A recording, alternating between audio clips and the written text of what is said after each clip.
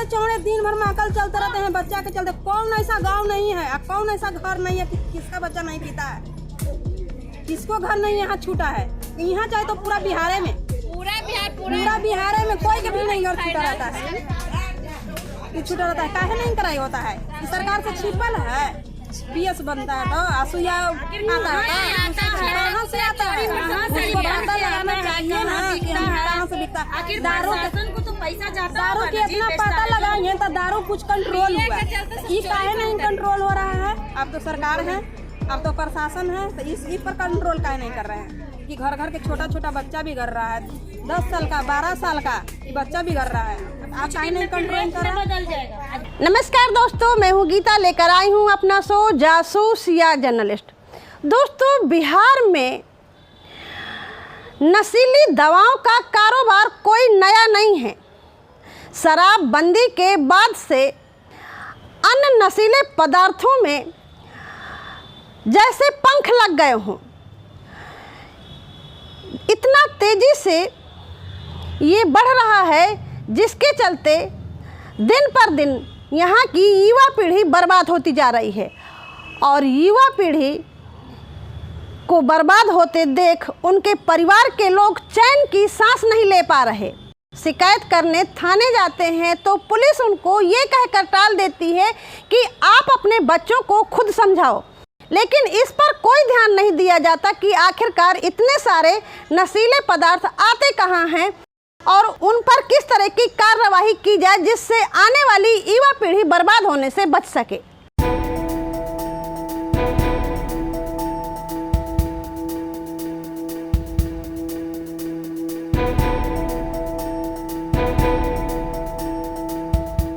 मेरी जासूसी कहती है कि बिहार में नीतीश सरकार ने साल 2016 में शराबबंदी का ऐलान कर दिया था। शराब बाधक है, इसलिए इसको भगाना ही पड़ेगा।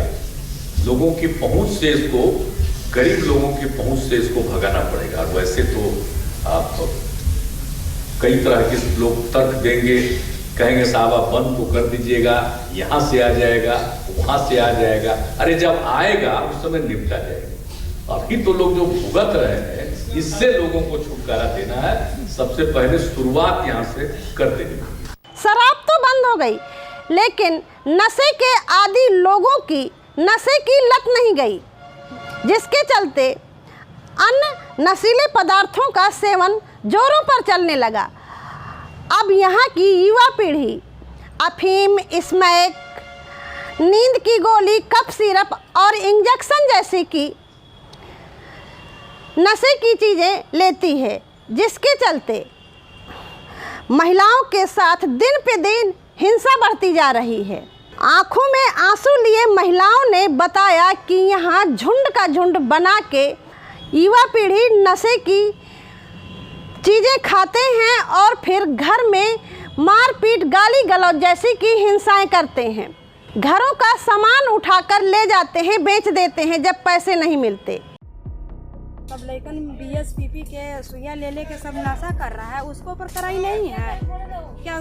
थाना बोलते हैं कि हम ये सब नहीं जानते हैं, अपन संभालिए, घर संभाले। काहे संभाले? वो नहीं प्रशासन है तो वो नहीं संभाल सकते, हम संभाले। झुंडे के झुंड पीते रहता है, चौड़ में पीते रहता है, झुंड बना बना के। प्रशासन आते जाते रहते हैं, मगर वो कुछ कराई नहीं करते हैं, नहीं पकड़ के ले जाते हैं। थाना फिर ये पकड़े लगी तो कहता है कि हम नहीं पकड़ेंगे बीएस वाला को। तो किसका पकड़ेगा? हमको पकड़ के ले जाइएगा।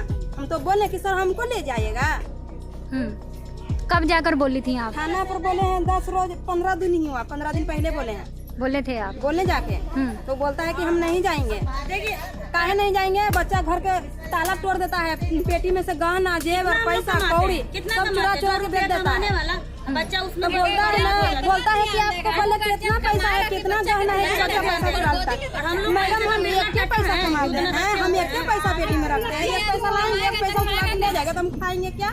नहीं कमाएगा हम खाएंगे क्या? आपको खिलाएंगे कहाँ से? उसी को जो पी रहा है उसी को कहाँ से हम खिलाएंगे? हम उसको हम खर्चा जुटाएंगे, हम पेट के भोजन जुटाएंगे, हम उसको पियाकी जुटाएं। इस तरह से घटनाएं होती हैं और परिवार बिखर जाते हैं। लेकिन जो कंपनियां ये नशे की चीज़ें बेचती हैं वो माला माल हो रही हैं, लेकिन इन पे किसी भी तरह की कोई कार्रवाई नहीं हो रही, जिससे इन चीज़ों में रोक लग सके और युवा पीढ़ी बच सके। मैंने 80% लड़कन मैंने ये चीज़ में शामिल हो गया। कोई नशा कर रहा है, कोई नशा कर रहा है। जिसको पैसा मिल रहा है तो वो अपना लुका छिपा के कर रहा है, कोई ज़्यादा कर रहा है और नहीं तो उसके बाद चोरी चमारी ही कर रहा है। आज के डेट में कहता से पैक छोड़ दीजिए, अति छोड़ चुरा के लेकर आपको 500 रुपया में ले जाकर चुरा कर दे देगा, दिन के पी के अपन उन्हें लुका जाएगा। जनवरी 2023 में मैं अपनी एक सहेली के साथ बिहार कवरेज के लिए गई थी। हम लोग पटना से दानापुर जा रहे थे और ऑटो रिक्शा में बैठे थे। मेरी सहेली हाथ में इस तरह से फ़ोन लिए और कुछ काम कर रही थी। ऑटो चल रहा था। चलती ऑटो से एक लड़का आया और उसका हाथ से फ़ोन छीनकर भाग खड़ा हुआ। खैर, हम लोग उसके पीछे दौड़े और वो गिरफ्तार हो गया, हमारा फ़ोन मिल गया।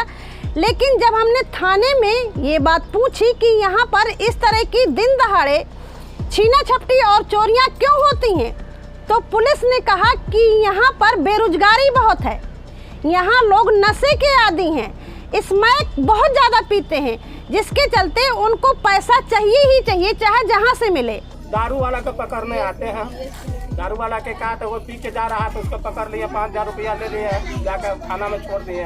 ये बात का थाना की जानकारी नहीं है कि 80% लड़कन जो आज क्राइम हो रहा है, सिकरी छीन रहा है, मोबाइल छीन रहा है, ये सब पी ही न कर रहा है।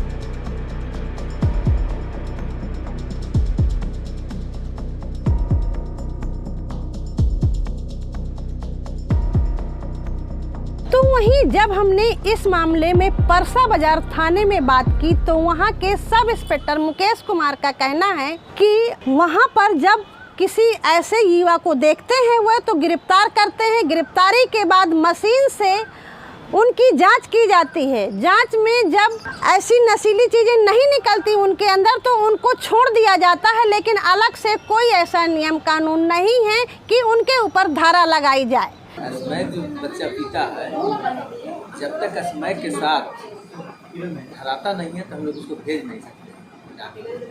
स्मैक का फूकने पर कोई नशा नहीं होता। अच्छा, उस पर कोई नशा नहीं होता है? मेडिकल टेस्ट होने पर कुछ नहीं निकलता? जैसे शराब पीता है, जिसे बस हमने ब्रेक मशीन दिया है, जांच कर लेते हैं, उसमें बताता है इतना तो उनको पता है, पता है। लेकिन स्मैक जो है, यहाँ सही बात है, स्मैक बढ़ गया है, लेकिन जहाँ पता चलता है, जहाँ पता चलता है वहाँ जाकर छापेमारी करते हैं। सरकार जिस तरह से शराबबंदी करके रोक लगा चुकी है, उस तरह अन्य नशीले पदार्थों में रोक क्यों नहीं लगा रही? क्यों वहाँ पर इतनी ज़्यादा नशीली चीज़ें बिकती हैं और युवा दिन पर दिन बर्बाद होता चला जा रहा है? तो ये थी मेरी आज की जासूसी भरी कहानी। अगली बार फिर मिलूंगी किसी नए मुद्दे के साथ। तब तक के लिए दीजिए इजाजत। नमस्कार। खबर लहरिया, आपकी खबर आपकी भाषा।